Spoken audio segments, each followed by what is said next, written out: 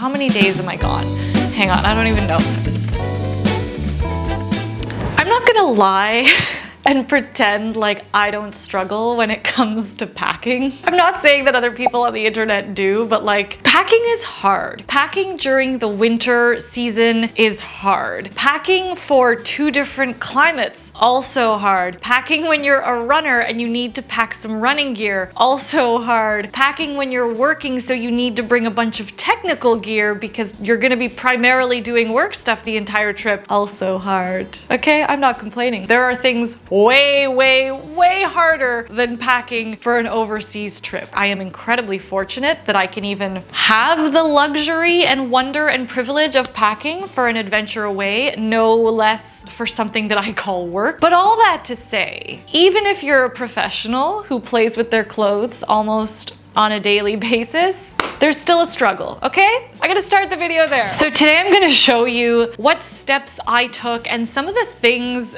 that I make sure to do as I'm packing, like little things that are often overlooked. Even just styling your clothes, a lot of these tips will work when you're just trying to work with what you already have and make new outfits out of old clothes. So I'm gonna share with you how I packed, the methods that I used, what I packed for 14 days in Europe. I'm gonna be in London, Copenhagen, and Milan. So London and Milan are a little bit higher in temperature right now. It's like 15 degrees during the day. Copenhagen's a little bit colder, 3 degrees. I'm bringing a small size carry-on. This is from Away. It is good for a carry-on even in the internal flights. So I'm gonna be bringing that as well as my convertible backpack. If you like shopping your closet, whether you're traveling or not, and that's an exercise that you have to do, don't forget I've got tickets to my next live Shop Your Closet event. It's really fun, 2 hours long. We have 2 different guests every time we shop their closets for some inspiration looks that you get ahead of time. No, they might not exactly be your style, but that's the whole part of the challenge, is learning how to pick out elements of style from any kind of inspiration so that it gives you the inspiration to shop your closet in a way that feels more personal to you. I will leave all the information for that below.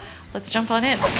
A couple of steps I always do when I am planning a travel collection or a travel capsule is, number 1, I always look at the trip needs. Is this cultural? Is it gonna be like an outdoorsy, hikey kind of trip, or am I gonna be working? So what are my daily needs from my closet going to be? The second is the climate. The next thing I usually do is I have my little rack and I put it in my room, and slowly over time, a few weeks ahead of the trip, I start putting things on my rack, and then I eliminate as I go, I edit, I think about sort of outfit combinations, and then as we get closer to the date, I do a big try-on session and I really whittle it down based on what outfits are working and what outfits are not working. The other thing that's important to do, don't try styling your most challenging pieces off the bat. Keep your go-tos at the top of your try-on session. You warm up, you start feeling good in those outfits, and then you can get to the more challenging pieces and the more difficult pieces to edit, like footwear, because that's where you have to be really smart. So definitely give yourself a little bit of runway during your try-on period, during your rumination period. Apps are really good if you want to do like a little collage if you don't have time to try things on. Now, when it comes to the number of pieces, there are 2 methods that are really cool. There's this 5-4-3-2-1 packing method that I learned about on my podcast with Christina and Sina called Sustain This. I will link that episode down here for you because it's a really cool packing method, and I had wanted to try that. So I started with that in mind, but for me personally, it didn't work. That's a really good method though, if you want to try it. The second method that I found was the one that I worked with the most is the 3-3-3 challenge. I did a video about it. I will link it up here for you, but it was actually filming and styling for that video that made me realize a lot of those looks would work well for travel that I had coming up. And I liked the flexibility and the versatility of that like equal. And I found it was much easier based on the items I had to work with that. But let's jump into what I brought. So I brought 3 overlayers. This This cotton sweater, I like that it's got a little bit of like a boxy volume, so it's got an interesting silhouette. Stripes are a really nice detail, and the buttons down here are a really nice detail, especially since I'm envisioning this as being more of like a third piece or an overlayer. When it comes to doing this 3x3, if ever I have a category of several of the same items, I always try and make them very different so that I get a lot of versatility. If the silhouettes are similar, then I want to make sure I've got different colors and textures. And if the colors and textures are similar, like I've got a lot of denim and a lot of black, I'm gonna make sure I'm hitting either different textures or very different silhouettes or neckline. I've got my button up as an overlayer. And finally, my last overlayer is this gorgeous blazer. This is a Smythe.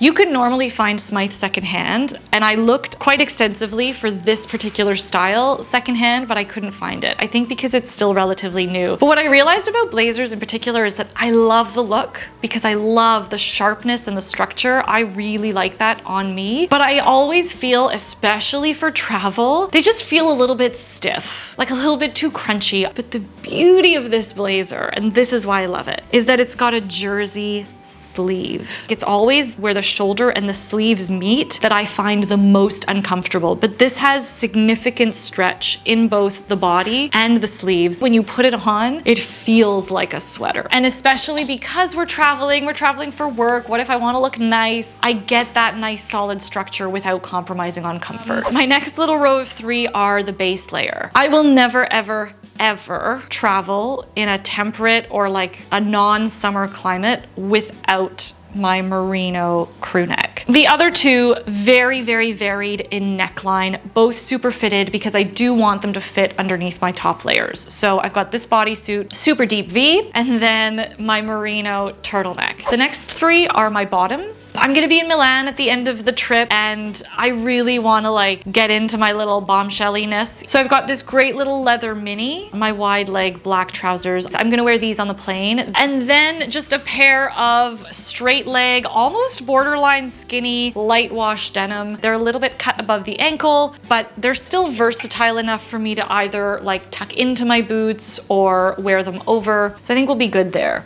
In terms of footwear, I'm bringing my waterproof ankle boots. If I can make it work, I'm gonna bring my black and white pointed toe flats. These guys here, spring comes so early in Milan. So these I'm really thinking of primarily just for Milan. I think they might be too cold for London and Copenhagen. And finally, my sneakers. These are my actual like technical running sneakers. I would much rather bring these. They're more of like a lifestyle-y, cool kind of sneaker, but I just don't have that kind of room. Little bits that I'm bringing. One coat. It's lined, so it does have some nice weight to it. I am bringing this scarf also. For purses, the puzzle goes with everything. I will also have my convertible backpack. This is a really fantastic Canadian-made convertible backpack. I'm also bringing pajamas. Probably 7 to 10 days of underwear because we're in places that have laundry facilities, and always, I travel with my True Earth strips. Minimal makeup, dry shampoo bar, conditioner, all of that stuff, and very minimal jewelry. I have to bring a sweater to run in, so I'm just bringing leggings, sports bra, sports underwear, ball cap. So that's 5 items that take up quite a lot of space actually in the suitcase. Here I'm gonna show you exactly how I packed everything in there. I've got my running shoes, and stuffed in them are all of my vitamins and supplements and a belt. Then I've got this little bag. I don't have packing cubes, so I just use dusters and other bags that I've got lying around that are material. And then this bag here has all of my socks, underwear, and bras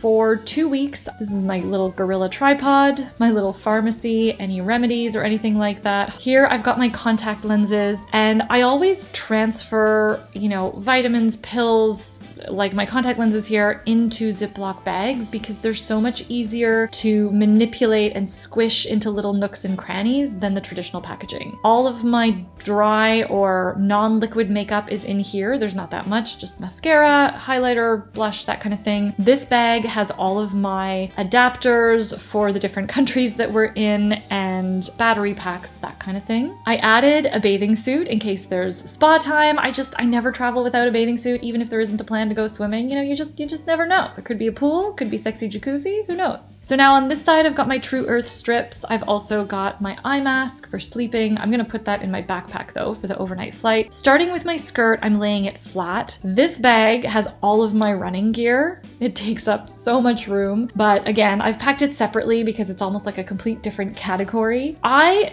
don't fold or roll religiously. I look at the garment and see how I think it will pack better, and then depending on the space in the suitcase, it's a little bit like Tetris. Like, I don't want to like roll everything or fold everything just for the sake of having all those things. I think there's more flexibility in how you pack and more versatility in fitting things in if you roll or fold depending on the space you have and the garment you're working with. So right now, I'm just folding the sweater flat. What I'm trying to do now is create a flat surface as smooth as possible because my blazer is arguably the most sort of delicate piece that I don't want wrinkled. So I'm creating this sort of flat surface so that I can put my blazer in. I'm allowing the blazer to take up as much space in the suitcase as possible, and I want it to lie really nice and flat. Now, this is the beauty of blazers with like a little bit of jersey material or synthetic fabric content, is that they are really good for travel. They're very durable. I'm very curious to see how this one travels. I will definitely let you know. So there, everything fit in here. It wasn't that tight of a squeeze, so I'm really happy about that. Into the suitcase it goes, and now we're on to my backpack. I decided to bring this backpack. It's just so much more technical and better for a work trip. It might not be the most stylish, but it is so functional. So I'm putting my Loewe puzzle in here in the dust bag. Yes, it takes up a lot of space, but I think it still works. In this pouch, I've got the wires that I'm going to readily need throughout travel. So for my MacBook, my cell phone, and my iPad. So that way if I want to do work and I'm running out of battery, I'm not scrambling inside my suitcase. So these are like the easy, accessible ones. These are all of my liquid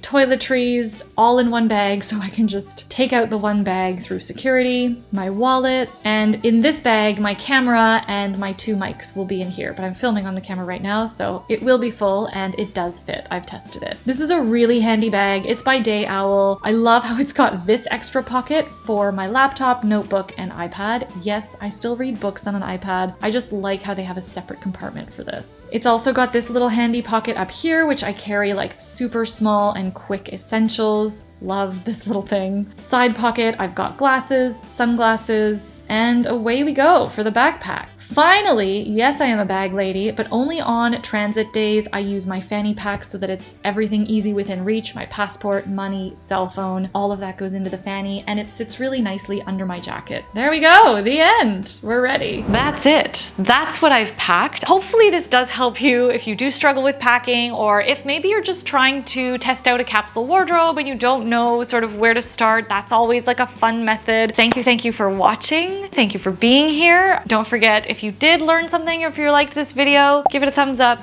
hit subscribe if you haven't already, and I will be back with another slow fashion video. Ciao.